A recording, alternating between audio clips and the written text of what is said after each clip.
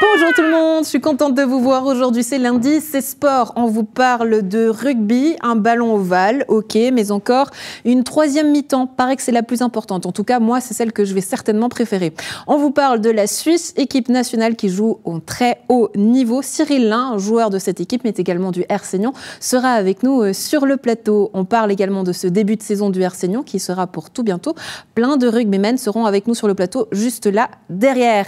Ensuite, on revient sur les matchs du week-end avec Yvan Mulhoun, jeu 7 et match. Et puis également, on donne la parole au FC Stade Lyonnais qui a perdu son match contre Chafouz. Malheureusement, vous connaissez la maison, on vous installe juste ici. Vous restez avec moi. Eh bien, fais voir ta région, c'est parti.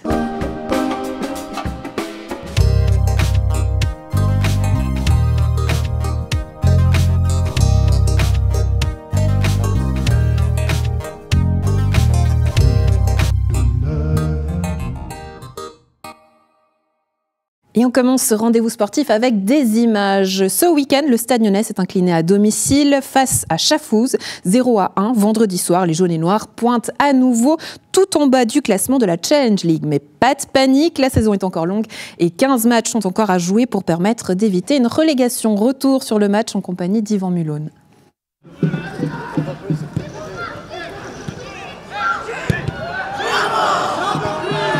Malik Sawadogo, un match difficile à avaler après une deuxième mi-temps mieux maîtrisée que la première. Ouais, très frustrant, très frustrant. On sait que c'est des matchs importants. Notre objectif il est clair, ça c'est des équipes qui jouent le maintien aussi, donc ouais, très frustrant en tout cas. Qu'est-ce qui a fait la différence? Manque de réalisme. Eux ils ont eu une occasion, c'est un but. Nous on a des occasions mais on les met pas au fond. Ouais, je pense que c'est manque de réalisme surtout. Je pense qu'on était bien dans le match, toute la semaine on a bien travaillé, on était bien dans la bonne mentalité, mais il a peut-être manqué ce petit truc offensivement pour mettre les ballons au fond, mais sinon dans la mentalité je pense qu'on était bien. Chafouz revient à votre hauteur au classement, mais le championnat est encore long, vous restez confiant? Ouais, confiant. Notre objectif il est clair et on a le groupe pour, hein. On a une bonne cohésion, tout le monde est dans la bonne optique, tout le monde travaille dans le bon sens, donc ouais non, on va aller chercher les points et on va le faire. Le prochain match, vous l'abordez comment? Faut aller gagner, il faut aller prendre des points. Il faut faire bouger le classement, donc ouais, il n'y a pas le choix, faut y aller comme des guerriers. Et voilà. C'était votre troisième match officiel pour votre retour à Colevray. Comment vous sentez l'ambiance autour du club? Bien. Globalement, c'est comme l'année passée. C'est un club très familial, donc on ne ressent pas trop cette pression du maintien ou quoi que ce soit. C'est très bien d'être dans ce groupe pour progresser. Et surtout, il y a beaucoup de jeunes, donc c'est cool. Ce week-end, il y avait également d'autres compétitions, d'autres matchs. Les résultats en compagnie d'Yvan Mulhoun. Jeu 7 et match, c'est parti.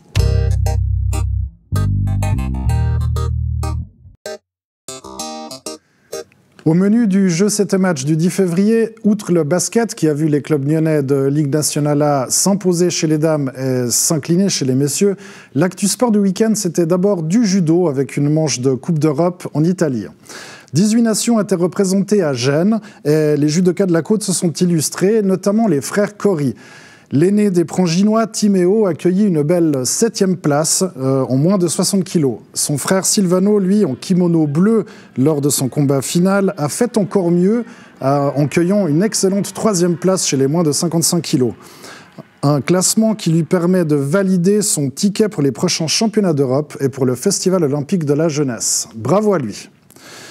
En ski alpin, les jeunes du Ski Club Nyon étaient engagés ce week-end chez les plus grands à Fiche, en Valais. Lenny Maillard est devenu vice-champion roman de Super G en U16. Les plus jeunes, eux, disputaient 2 slaloms à Saanen. Elena De Giovanetti accueillit une belle 3e place et aussi une 5e place. Au Canada, le Freeride World Tour vivait sa 3e étape. Le snowboarder de Bérol, Rémi Benamo, s'est classé 5e. Le Vaudois pointe désormais au 4e rang du classement général à mi-parcours, tout près de la 3e place. Prochaine étape en Géorgie la semaine prochaine. Enfin, en hockey sur glace, la saison de 3e Ligue s'est terminée pour le HC Nyon, battu une 3e fois par le tenant du titre, le HC Trois Chênes. Pas de quoi miner le moral des Nyonnais.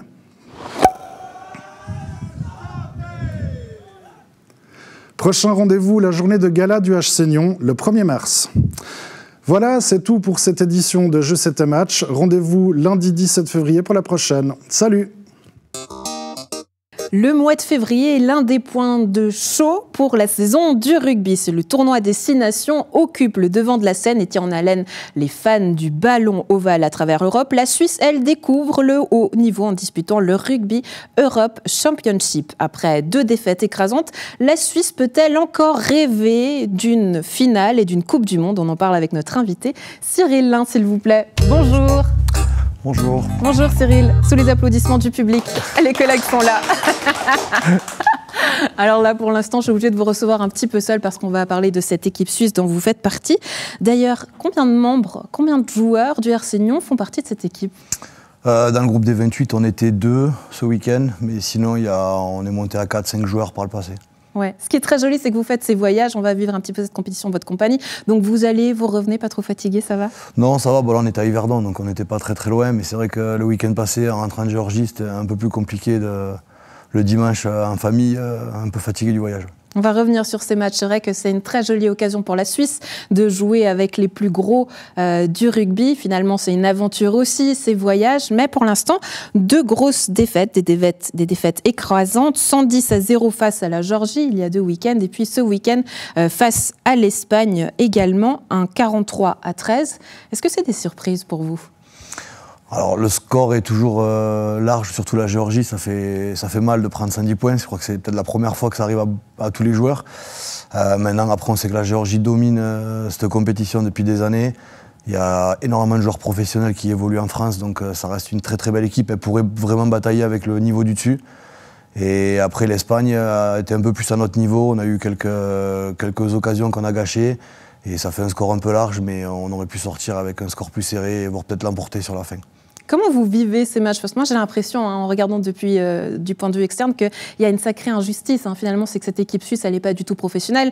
Donc vous, en tant que joueur, vous avez votre vie professionnelle à côté. Ces joueurs professionnels, eux, là, sont dédiés uniquement à ça. Vous ne gagnez rien, vous pouvez vous entraîner, je ne sais pas, moi, peut-être 2 fois par semaine, eux 2 fois par jour. On a l'impression que le combat est inégal, non? Après, on sait que voilà, c'est comme ça le fonctionnement de la Suisse. Aujourd'hui, on n'arrive pas à avoir des joueurs pros. On en a quelques-uns qui sont dans le championnat français, mais ils sont bloqués par leur club, donc il nous en a manqué ce week-end. Et voilà, c'est notre fonctionnement. Donc la fédération nous met quand même à disposition 2 entraînements par jour, le jeudi et le vendredi, donc on arrive à bien répéter. Mais c'est vrai que voilà, après, on s'adapte. On n'a pas le choix de toute façon. Ouais, 110-0 face à la Géorgie. Qu'est-ce qu'on retient d'un match comme ça? Est-ce qu'il y a des choses à retenir? Il y a toujours du positif et du négatif, peu importe si c'est une victoire ou une défaite. Donc on a été chercher le positif qu'on a pu avoir, même s'il n'y en avait pas beaucoup, et essayer d'améliorer pour faire mieux contre l'Espagne. Et puis après, chaque match est différent. Donc on ne peut pas se concentrer que sur la Géorgie, il faut passer déjà à l'Espagne. Et là, dès aujourd'hui, il faut déjà penser aux Pays-Bas qui arrivent ce week-end, où on va faire un déplacement à Amsterdam, où ça va être encore très dur. Donc voilà, il faut malheureusement changer, garder le positif et améliorer ce qui n'a pas fonctionné. Oui, c'est vrai que les matchs, ça va très vite. Prochain match, justement, face aux Pays-Bas, vous le disiez, ce week-end déjà, le 15. Revenons déjà en arrière. Au moment de cette défaite face à la Géorgie, vous êtes dans quel état d'esprit à ce moment-là, en vous préparant pour l'Espagne? On s'est quitté tôt le matin. Déjà, on s'est quitté à l'aéroport. On est parti à 5h30, je crois, de Tbilissi, où il y a 3 heures de décalage horaire. Ça nous a fait arriver à 10h à Genève, mais entre-temps, à Istanbul, il y a ceux qui habitent à Zurich, ceux qui habitent à Paris qui sont rentrés chez eux. Donc, on n'a pas trop eu le temps d'en parler. On a fait un point final mercredi soir, quand on s'est retrouvés pour regarder vraiment ce qui n'avait pas fonctionné. Le sentiment était partagé entre vraiment la déception d'avoir pris une grosse défaite et d'avoir pu affronter cette équipe aussi.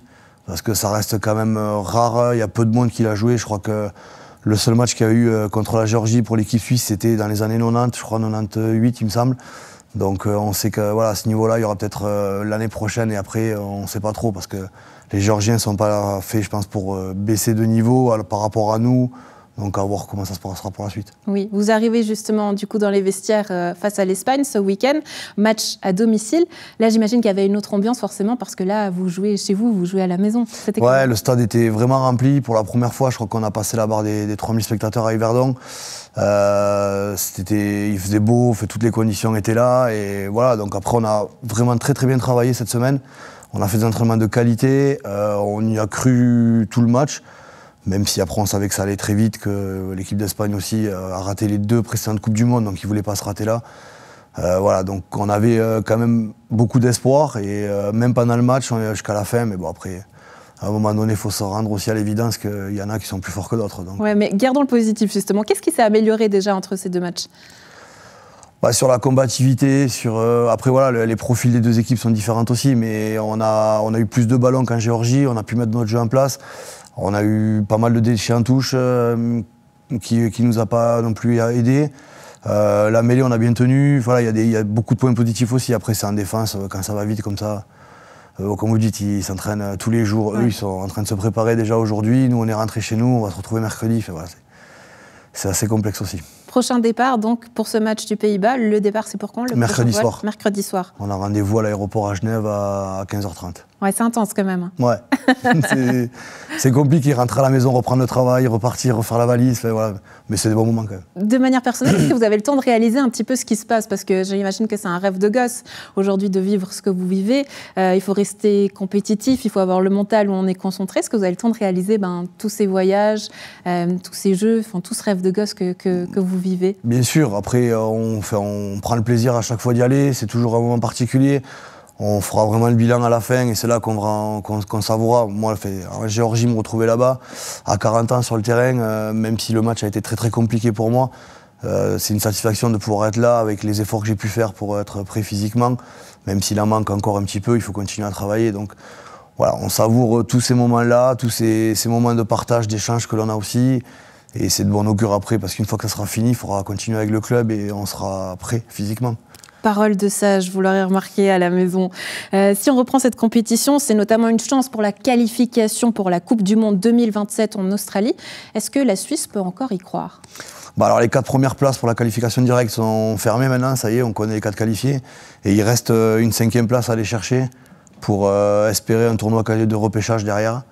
Donc c'est notre objectif premier, c'était vraiment être prêt à partir du 1er mars, se servir des 3 matchs de poule justement pour progresser, pour mettre notre jeu en place et pour être prêt après au mois de mars pour aller chercher cette 5e place. Ouais, justement, on va expliquer ça peut-être à nos téléspectateurs, pour ceux qui ne connaissent rien justement comme moi. Cette 5e place, c'est une chance de se qualifier par le biais d'un tour final. Là, vous espérez quelle équipe? Alors, c'est pas nous qui choisissons, je crois que c'est déjà préattribué. Si on finit 5e, on va... Mais si vous pouviez choisir, Cyril? Non, on prend tout. On prend tout. Le tout, c'est vraiment de vivre cette expérience-là et de se dire que potentiellement, on peut aller en Australie en 2027. Et il faut y croire. Tant qu'il y a de la vie, il y a de l'espoir. Et voilà, même si le pourcentage de chance il est très, très, très bas, on rentre sur un terrain pour gagner.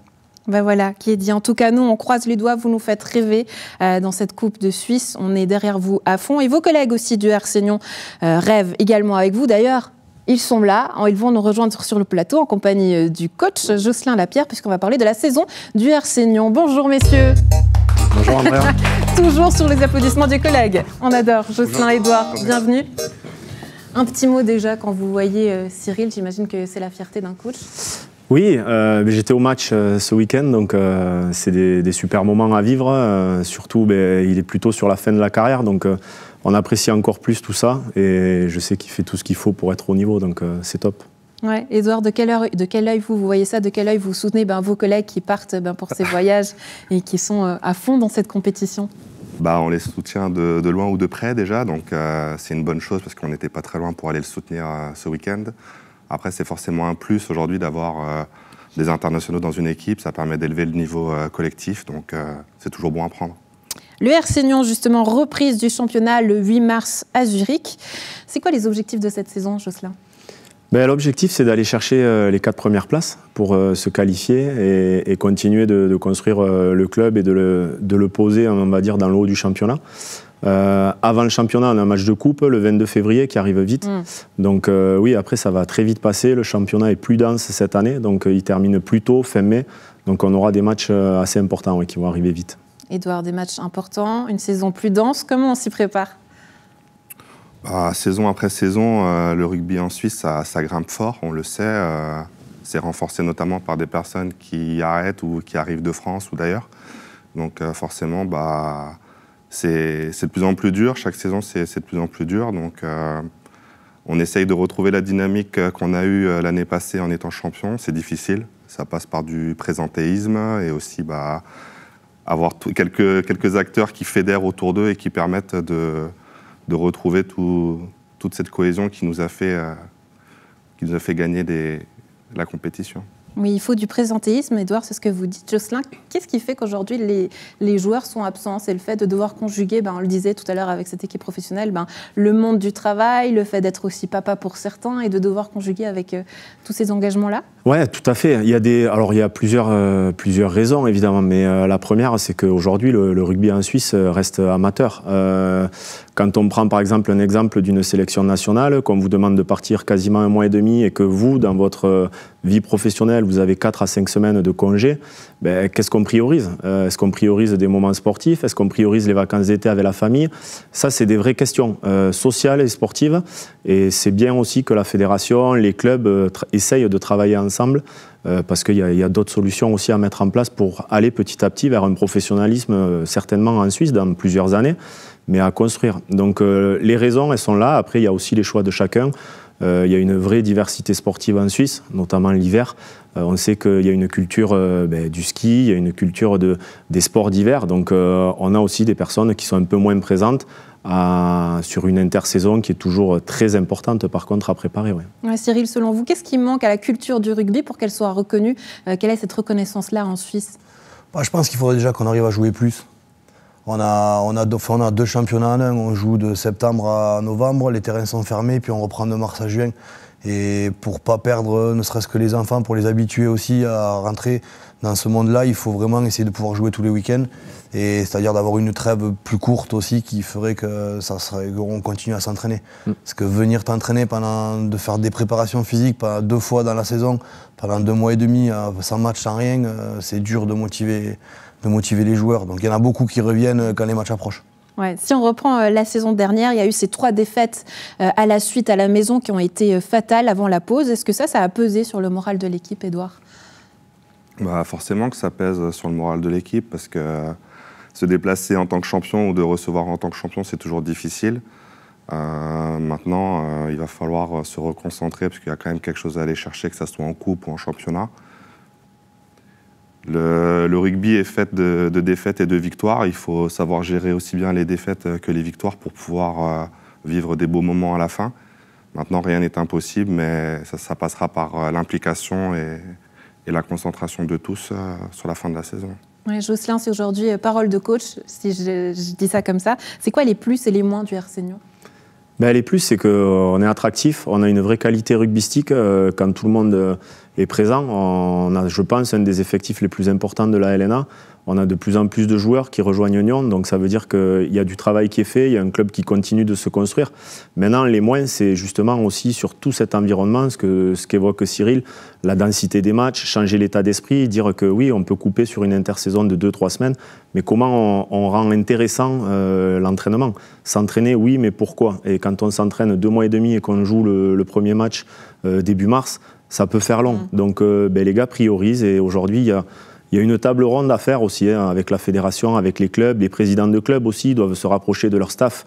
Il y a souvent un discours qui est fait par les présidents. À Nyon, ce n'est pas le cas, on a beaucoup de proximité. Mais dans tous les clubs, il y a un président et puis il y a des staffs. Et parfois, on manque un peu de communication pour améliorer ce championnat. C'est vraiment un projet sous 2-3 ans à faire évoluer. Oui, que le vrai dans tout ça, j'imagine que ça vous fait rêver. Est-ce que vous êtes en discussion avec la ville? Comment ça se passe justement ces négociations? Parce qu'on sait que tous les clubs y prétendent, sachant qu'on disait avant que le rugby fait peut-être partie des moins favoris aujourd'hui dans le sport. Est-ce que vous craignez que cette place-là soit donnée à d'autres et pas au RC Nyon? Non, pas du tout, parce qu'on a des relations qui sont vraiment très très bonnes avec la ville, avec la commune, avec Colovray, avec l'UFA. Et dans ce triptyque-là, on arrive à discuter, il y a beaucoup d'échanges, on se sent vraiment chez nous et on est considéré aussi de la part des 2 entités. Maintenant, c'est plus d'espace. Comme je disais, on est attractif, donc on a une école de rugby, on a des jeunes, on a des seniors et on a un terrain pour faire toute la saison. Donc, même si on arrive à trouver des compromis, ce n'est pas toujours l'idéal pour pouvoir s'entraîner. Typiquement, en ce moment, on est sur un synthétique, sur des horaires qui ne correspondent pas forcément au rythme professionnel des gars. Et en parallèle, le terrain en herbe est fermé pour être préservé pour la suite du championnat. Ce qui est normal, mais les relations sont bonnes. Maintenant, comme je disais, il faut discuter, échanger et trouver les bons compromis avec les bonnes personnes. Ouais, trouver les bons compromis, avoir ces terrains-là aussi pour avoir cette marge de progression. Une chose qui est possible aussi, c'est compter sur la relève. Côté junior, Cyril, je sais que c'est quelque chose qui vous tient à cœur. Beaucoup de stages qui sont faits tout au long de l'année, des événements aussi. Qu'est-ce qu'on peut espérer du côté junior du club ? De les conserver, parce qu'on a un groupe de juniors depuis beaucoup d'années qui répondent présents, mais qui arrivent après sur 18-19 ans sur le passage en senior où entre les études, les premières copines ou quoi que ce soit, ils ont du mal à enchaîner, et leur championnat aussi qui n'est pas spécialement attractif, où ils s'habituent à jouer que peu de matchs, et que du coup quand ils arrivent avec des entraînements plus réguliers dans le monde adulte, c'est dur, ils prennent toujours une année ou deux avant vraiment de comprendre et de voir si le rugby ça manque ou pas. Donc voilà, on a gardé 3 juniors qui sont montés cette année, ils se sont bien intégrés, ils jouent régulièrement tous les week-ends avec l'équipe réserve. Donc voilà, c'est surtout aux jeunes justement de rester avec eux, de les accompagner pour qu'ils se sentent à l'aise. Et là, aujourd'hui, le fait que justement, ils vous voient jouer en équipe de Suisse, ça a aussi sa valeur. On entendait tout à l'heure Edouard dire, voilà, vous êtes des exemples aujourd'hui. Vous sentez faire naître aussi des vocations chez les plus jeunes ? On espère, surtout, oui, on a l'avantage d'être très proche aussi avec les jeunes. Il y a des sélections nationales aussi qui existent en U16, U18. Donc voilà, il faut faire continuer à leur passer le relais, comme on dit, pour qu'ils puissent vraiment travailler pour pouvoir prétendre un jour arriver à ce niveau-là. Avec des rendez-vous, des traditions, j'ai envie de dire, en avril aussi. Je crois qu'il y a déjà quelques dates, 13, 14, 15 avril. Un rendez-vous important, Jocelyn. Oui, alors là, on va attaquer le match de coupe le 22 février. Si on a la chance de passer, on jouera encore le week-end d'après. Et puis après, tout le mois de mars va être chargé. On se déplace à Zurich, on a notre match contre Hermans à domicile. On aura peu de matchs sur cette deuxième partie de saison. On se déplacera 5 fois et on recevra 2 fois à domicile à Colovray. Donc il va falloir monter le curseur en termes de qualité. Et puis on a des blocs de matchs. Donc voilà, je sais que les gars feront le nécessaire sur le terrain.